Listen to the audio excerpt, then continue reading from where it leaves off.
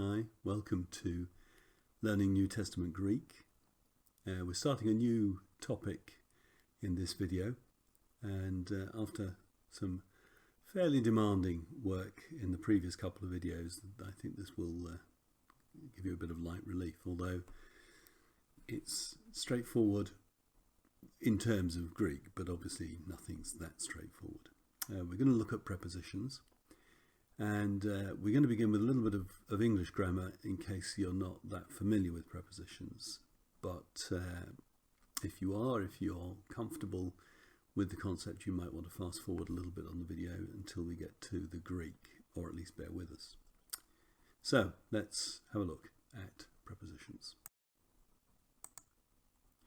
You're going to find the information in Duff is now in chapter 4. So what we're talking about here will be covering pretty much the information in chapter 4. So let's have a look at what these prepositions actually mean. You use them all the time and you're very familiar with them, and they're not difficult in English at least. It's a little bit difficult to summarize them exactly because they do take on quite a lot of functions, but the simplest examples are prepositions that tell you where something is, or where something is going, when something is, or indeed how long something is. That sort of sums it up. I'm going to give you some examples, so don't worry too much about this stage. But so where something is, where something's going, when something is, and how long something is. And so the first two we think of as prepositions of location. They're all about location.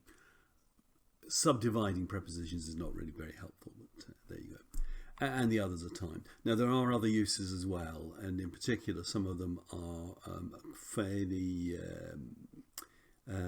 difficult to kind of pin down in a specific way. But you'll know them and you'll recognise them. Okay, so let's give you some English examples. Let's work on this. And we'll start with when something is. Okay? Let me give you some examples. Brian is in the kitchen. In tells you that where Brian is. Brian is in the kitchen. There's a little bit of a joke attached to that one. French people learning English, one of the phrases they learn, the first phrase they learn is Brian is in the kitchen. I guess that's because they're learning prepositions. The journey ends at Waterloo. Good examples of where something is. Something's in the kitchen, something's at Waterloo, or someone. And then there's where something is going. Now, these are obviously related. If it's in, it could be going into, or coming from. So we are travelling from London to Liverpool. It's telling us where we're coming from, where we're going to. So I say going, but of course it could be coming, could be in transition. He slipped into the water. Okay, so he's not actually in the water yet, he's kind of in the process. You can see they're related. It's where something is, or is about to be, or was. And then, in fact, in time, the same sort of thing. Where something is in time, that means when something is. So the meeting starts at 10 o'clock, at 10 a.m. Sorry, I haven't boldened at, but at is the preposition there. The meeting starts at 10 a.m. So that's kind of where it is, but in time. And again, coming from, going to, the nearest you've got for that in time is really duration. So I'm on holiday. I'm on holiday for 2 weeks. So all of these are just prepositions. And as you can see, we've had to use quite a number of different prepositions for reasonably simple and related ideas. So there are a lot of prepositions. Before, beyond, beside, around, and so on. Now we're only going to look at a few to begin with in Greek, and we'll sort of build up gently. So here we go. The first thing we're going to look at is in, into, or to. And we're going to look at two prepositions that relate to these. So the first is here. Abelfen es ton oikon autu. Now, don't worry about the verb and the verbs in any of these. I've actually taken little snippets from the New Testament. So it's nice. We're already looking at the New Testament. But it does mean that you'll get bits that you don't know about. But I've tried to find where there's nouns that either are fairly obvious or you already know. So here, he went into his house. So the verb is he went in, he went. And into his house. I think we know those words, so you can reflect on that. And it functions much the same as in English, into. Notice there it's kind of movement really rather than actually being located. Although ace can sometimes simply mean in as well. Sunagontai prosauton hoi pharisaioi. The Pharisees came to him. So again it's two. Again the verb is unknown, but the idea is simple. And then a slightly more complex sentence, which in fact includes both of them. I quite deliberately looked for something where we could actually see the two. Hupageta eis ten polin pros ton derna. Ton derna is a funny sort of word. It means a certain one. So here it means a certain man. So it's go, hupageta, and in fact it's a command. Go into the city to a certain man. And this gives us the feel for kind of what is claimed for these prepositions sometimes. Because pros is, if you like, the textbook meaning is pros means going towards and ace means going into. Now, it doesn't work as simply as that, and as with English, the Greeks will kind of use it whatever way they want to use it. But as a general rule, it's not a bad thing to remember. So we've got these two words, ace and pros. Both of them mean to. Perhaps pros is much more towards and ace is much more into. But, you know, they vary a little bit. Now, notice something important here. Both prepositions are followed by nouns or pronouns in the accusative case. Now, that kind of seems sensible because they are like the direct object of a verb or a sentence. Thank you very much. You're going to be appearing on my video now.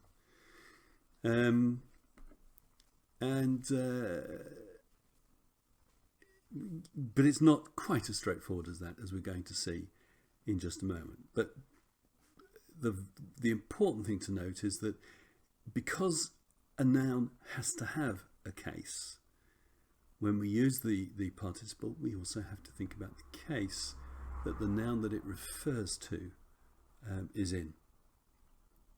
And in this case, the nouns take accusative.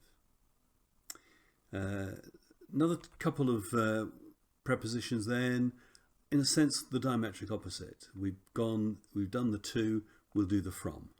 So here we have apo. Kata bebeka apo tu uranu. I've come down from heaven. And the apo is from. Come down.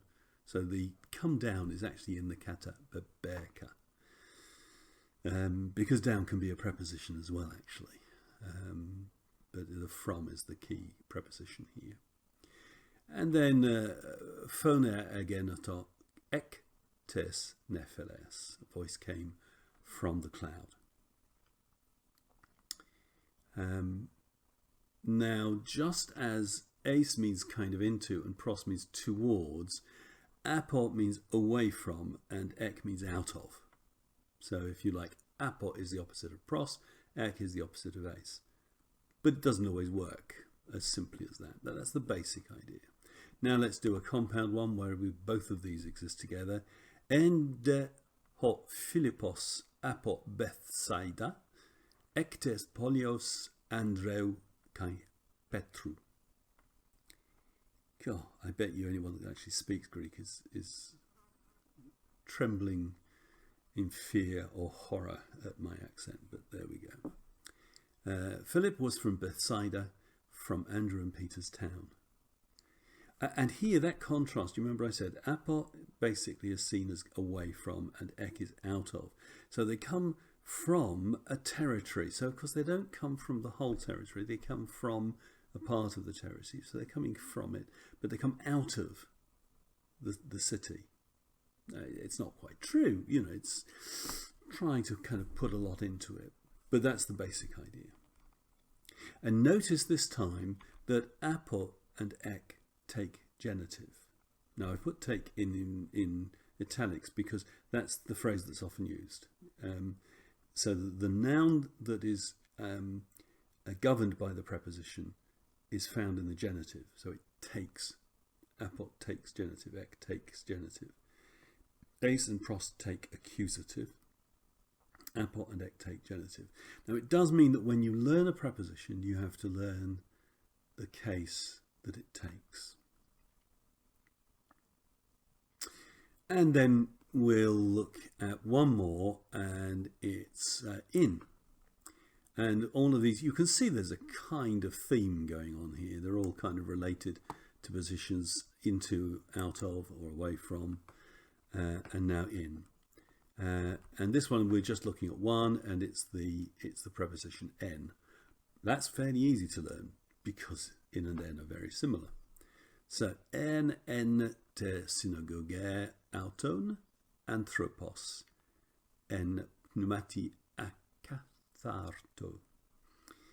There was a man in their synagogue with an unclean spirit. The anthropos, in fact, is the subject. You look at the cases. Some of these you need to kind of think about. It's their synagogue, synagoge auton. The en is the verb, the first en, the long e, the eta rather than the epsilon. So the man was in their synagogue, and it was a man en pneumati akatharto, in an unclean spirit. We would say with an unclean spirit, but they obviously say in an unclean spirit. And again, notice that the en takes dative. You can see why we've done these different prepositions. A couple of them take accusative, a couple of them take genitive, this one takes dative. So we've done 5 prepositions. Now notice that we've already talked about how in sentences with the verb you get these cases, and sometimes the dative and the genitive function like phrases where we would use a preposition. So in fact here we've got te synagoge auton, and you could translate that as the synagogue of him. So in a sense there's almost a kind of hidden preposition there, but in English we do the same. We'd say his, sorry, their, not him, them. So their synagogue. But the genitive and the dative will sometimes need to be translated using a preposition in English. So we've got 2 ways, if you like, of talking about the relationship between one noun and another, or between a verb and the noun. One is to use a simple case. The other is to use a preposition which makes it more explicit. Prepositions are great because they make it a bit clearer. They're easier to understand. They're more like the way we use English. So this shouldn't present you with a great deal of problem. Learning the case that goes with the preposition, yeah, that's a little bit extra, but it's not too difficult. And so summarizing, we've got this little image here. All it's doing is kind of putting into a nice little visual form the significance of these different words.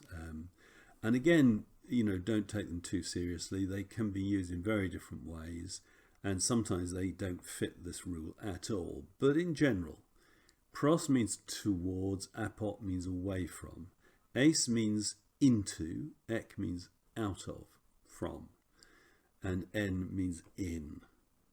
Okay, so they're all, and we've actually used them geographically, location-wise. they can be used in time. And you have to kind of think a little bit creatively, but it becomes fairly obvious when you use them in time. They have a very similar sort of idea, but you have to think of time as a kind of place that you're coming from or going to or being in. Okay? So now that we've covered the simple prepositions, read the textbook to reinforce what we've already said, chapter 4. And there are a few questions that you can work on in the practice in section 4.1.